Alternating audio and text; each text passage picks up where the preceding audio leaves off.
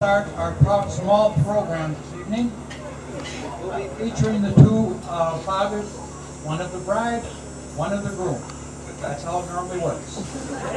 Then after that, we'll have the best man and then the maid of honor.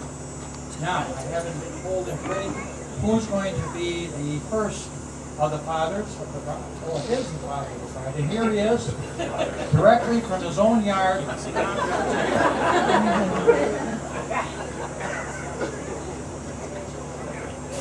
I want to welcome everybody here to our house and Brad and Betsy. And I do want you to take note, 95% of the work in that yard is me.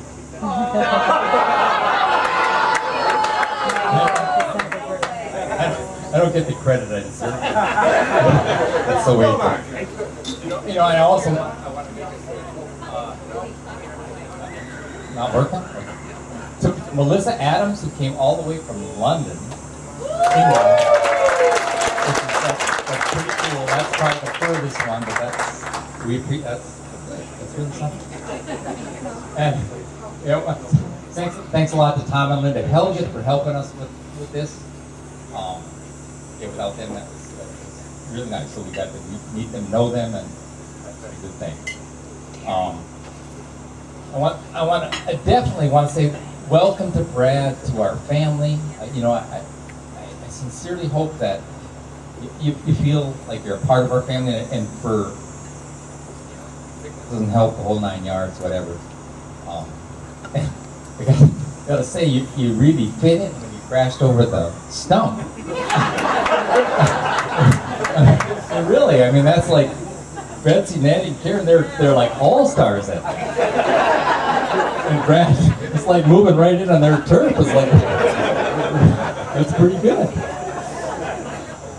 And also, I want to say, all this stuff, the decorations, little moss deals, all the things. That's Betsy.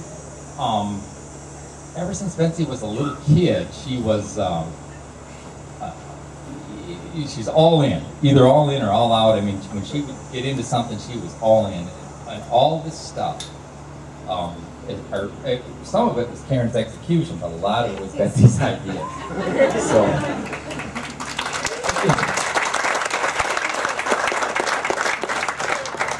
and that all in thing, I mean, that's pretty important to a marriage, I mean, you really got to be all in. So I think, Betsy's got the personality to be all in, and I think she will be. That's good.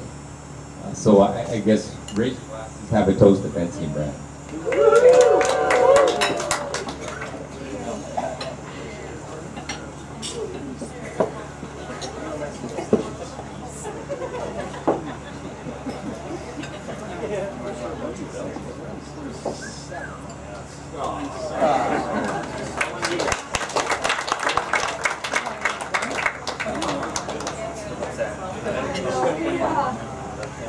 Well, we're the new half, and we're excited, very excited to be here. Thank you all of our friends and new relatives for being a part of it. We're going to do this again next year, right, Brad and Betsy? As you can tell, there was a lot of work that went into all of this, and we were on the fringes of a lot of that, but we sure saw it going on. And the building of a 22-year-old garden, is that true, Karen? 22 years? Was all for tonight. So, as you know, hours and hours went into building this garden, and it's gorgeous. And Betsy's every bit as gorgeous as that garden. And the 22 years they put in you, because I know there's maybe a few more than 22.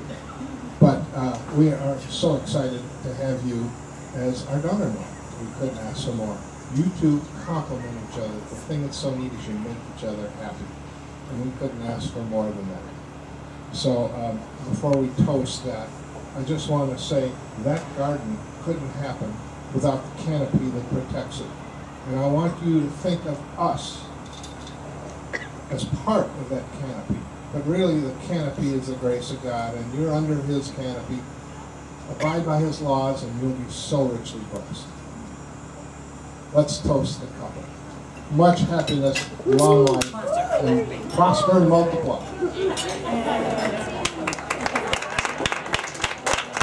All right, now I think we have man step up here for a few moments if you could.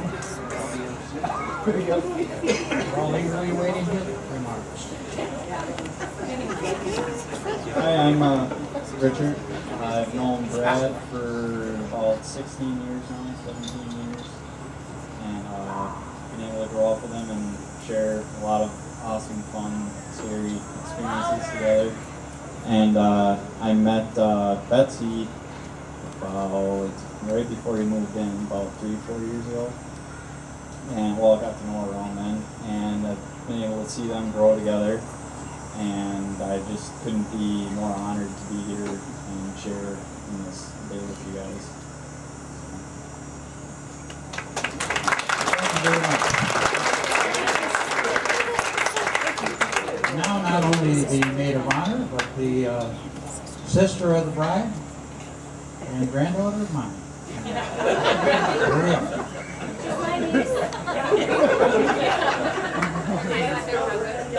I just don't know I'm Betsy's sister. As most of you do know, I'm not usually at a loss for words. But deciding what to say today was really difficult. You might think that since I have so much Mertz blood in me, there's a lot of pressure to be hilarious. Which is true, but that wasn't difficult because it comes naturally. The difficult part was really deciding how to express so much happiness and proudness and love for two people that I really love beyond words. Betsy is my sister, but she's more than that. She's my best friend. She's more than that. She's my heart. And there's nothing that I could say that you don't already know. And Brad, if you don't already know this, let me just tell you how happy I am today to see this, not only because you make my sister so happy, but because I'm so proud and honored to call you a brother. That being said,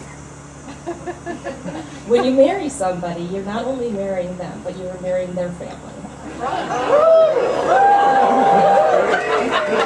And I fear, Brad, that joining the Johnson-Mertz plan might prove to be a bit more difficult than marrying your beautiful bride. So tonight, with the help of some of my comrades, I'd like to give you a little bit of advice on how to deal with the years to come. So, advice number 1. You are marrying into a family that is heavily dominated by women. You can fight it.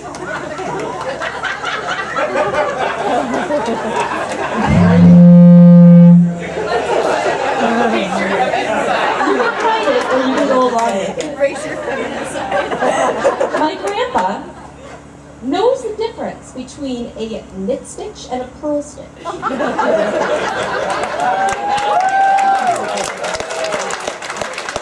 My father gets manicures regularly. I'm pretty sure they didn't start out that way, but we could not be any more proud of that. So, Brad, my first piece of advice is embrace your feminine side. Number 2, in this family we love food, and we love to show our love through food, which is awesome. But sometimes you're going to encounter a dish or two that might not be quite to your liking. You cannot admit to that. Because when you say I don't like food, you are saying I don't like this food, I don't like your cooking, and I don't like you. And you do not want to tell Betsy's grandma that you don't like her. So my second piece of advice is, just put the red cabbage on your plate. Number 3, we also take holidays very seriously. We don't just do Thanksgiving, Christmas, and New Year's. We do the week before Thanksgiving, wrapping presents for Thanksgiving bingo, Thanksgiving the day after Thanksgiving, Christmas the week before Christmas, decorating the tree, cookie decorating, which is a fierce competition. Good luck. The day after Christmas, the week before New Year's, and New Year's Day. So, cancel all of your plans from November 1st through January 2nd for this year and all of your years to come. Number 4, as you know, you could throw a stone in any given direction from your home and you're going to hit a Mertz or Johnson house somewhere. Your privacy from this day forward is now gone. If you do or say anything stupid, It will be photographed. It will be texted around the entire family. It will be all over social media. Ellie will probably Snapchat it. But rest assured, Andrew will do something stupid in the next day or so, and you will be forgotten. Number 5, and most importantly, you just gained the best group of cousins that there ever was. These people are my siblings and my best friends, and Brad, we love you. However, being a cousin is not all fun and games. It is a fierce competition to be Granny's favorite. And just because you're the new one, do not think that we're going to take it easy on you. If you try to get to the top, we will take you out. Number 6, we are hilarious. And you cannot let anybody forget that. So from now on, with the honor of being part of the most hilarious family in the world, you are also obligated to be funny, but not only be funny, repeat every funny thing to everybody you know at least 3 times. And finally, I just want to say that for better or for worse, you are now part of this family. And today you gained a beautiful wife, but you also gained a mother, father, a really awesome grandpa, an even better grandma, a lot of great cousins, aunts, uncles, and a sister, and we will love you and have your back and be there for you forever. So with that, I'd like everybody to raise their glass. Help me in welcoming Brad to our family, congratulating Betsy on joining a lovely family who is considerably more safe than our own, and wishing them the best in the years to come. To Betsy and Brad.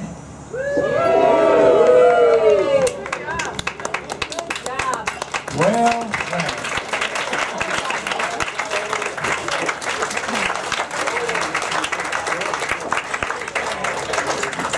One might think that this program would be ended. I mean, after all, you got, wait a minute, you didn't hear the grandpa.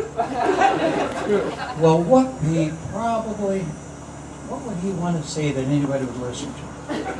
Well, he's, in 4 months, will be married 60 years to my wife, Lorraine.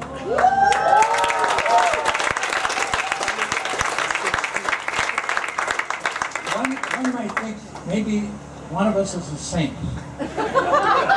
Probably not. Probably not. But before I tell you exactly what it is, I've got to say, all my children, we have 8, which would also put a strain on a marriage, you would think, and this is what you all look forward to, they're not my kids anymore, they're my friends. And that is so much better because, first of all, it's not quite as expensive. And now when they completely ignore me, well, it's not my kids insulting me, it's my friends. And I've also have 8 grandchildren. And inasmuch as Betsy is now married, and the youngest one,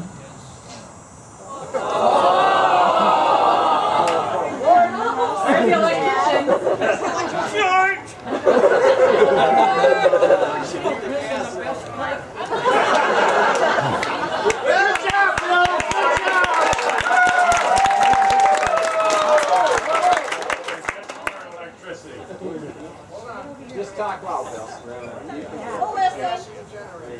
That is smart electricity.